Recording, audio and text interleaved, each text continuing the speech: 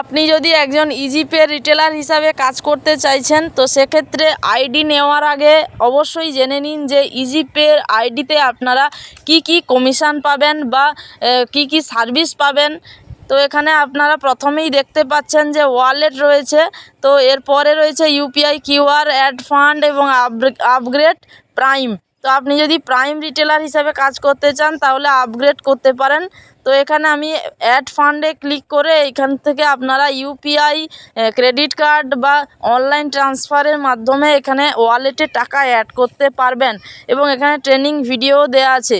তো এরপরে রয়েছে ইউটিলিটি সার্ভিস এবং রয়েছে বিসি ব্যাংকিং সার্ভিস। তো ইউটিলিটি সার্ভিসের মধ্যে রয়েছে অনেকগুলি অপশান রয়েছে, তো আপনারা একটা অ্যাপের মাধ্যমে এই অতগুলো সার্ভিস ইউজ করতে পারবেন।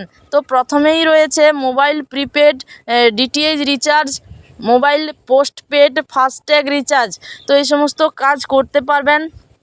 এরপরে রয়েছে ইলেকট্রিসিটি বিল পেমেন্ট, এলপিজি গ্যাসের bill payment, landline bill, broadband, mobile bill payment, water bill, cable TV এবং ইন্স্যুরেন্স।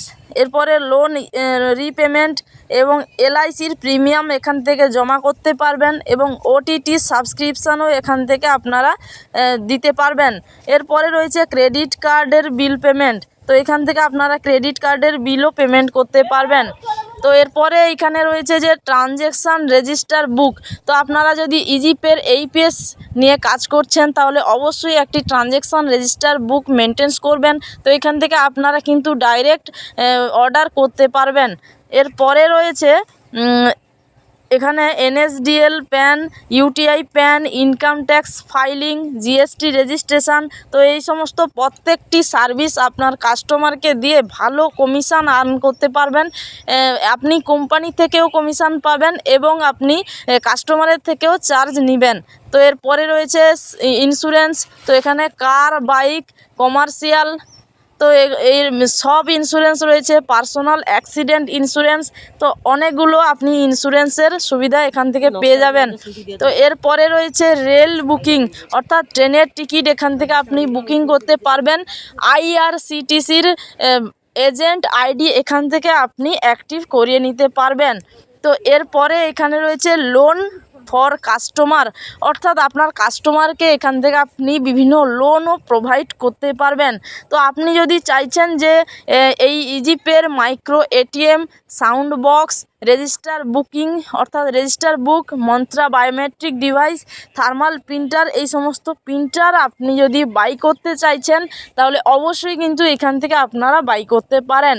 তো আমি এরপরে দেখাবো যে বিসি ব্যাংকিংয়ে কি ফ্যাসিলিটি বা কি সার্ভিস রয়েছে। তো আপনারা বিসি ব্যাংকিংয়ে ক্লিক করবেন। ক্লিক করার পরে এখানে দেখতেই পাচ্ছেন Aadhaar withdrawal, mini statement, balance enquiry, Aadhaar pay. এরপর রয়েছে micro ATM, CMS, UPI ATM. তো এখানে আধার উইথড্রলে আমি ক্লিক করে দেব। ক্লিক করে দিলে এখানে এনএসডিএল ব্যাঙ্ক এইপিএস এবং রয়েছে ফিনো পেমেন্টস ব্যাঙ্ক এইপিএস, অর্থাৎ টোটাল দুটো সার্ভিসের মাধ্যমে আপনারা এখানে এইপিএসের কাজ করতে পারবেন। তো এনএসডিএলে আমি ক্লিক করে দিয়েছি। ক্লিক করে দিলে এখানে কিন্তু প্রথমেই দেখাচ্ছে যে সিলেক্ট ডিভাইস এবং এখানে সাবমিট করতে বলছে।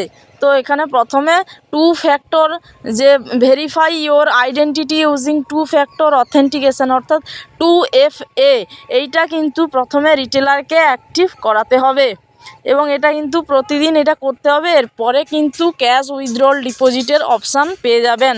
তো এরপর আমি ব্যাক করে চলে আসছি। ব্যাক করে আসার পরে এখানে ফিনো পেমেন্টস ব্যাংকের এইপিএসে আমি ক্লিক করে দেব। তো এখানে ক্লিক করলে দেখতেই পাচ্ছেন যে প্রসিড ভিয়া ওল্ড মডেল এবং রয়েছে প্রসিড নিউ মডেল।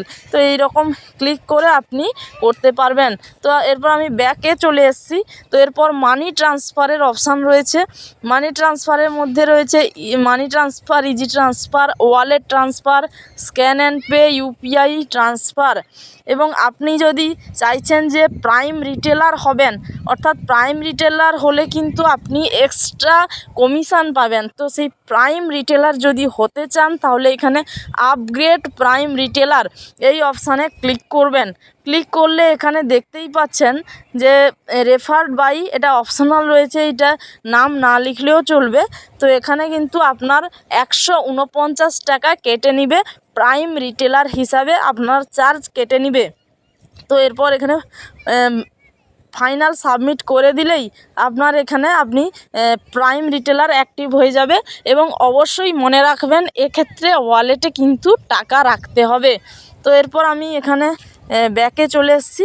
এরপরে এখানে লাস্টে অপশান রয়েছে move to bank, add fund এবং অ্যাকাউন্ট ডিটেলস।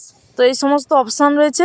তো আপনারা এই মুভ টু ব্যাঙ্কে ক্লিক করে কিন্তু আপনার যে ওয়ালেটে যে টাকা থাকবে এইটা কিন্তু আপনি ডাইরেক্ট ব্যাঙ্কে ট্রান্সফার বা সেটেলমেন্ট করে নিতে পারবেন।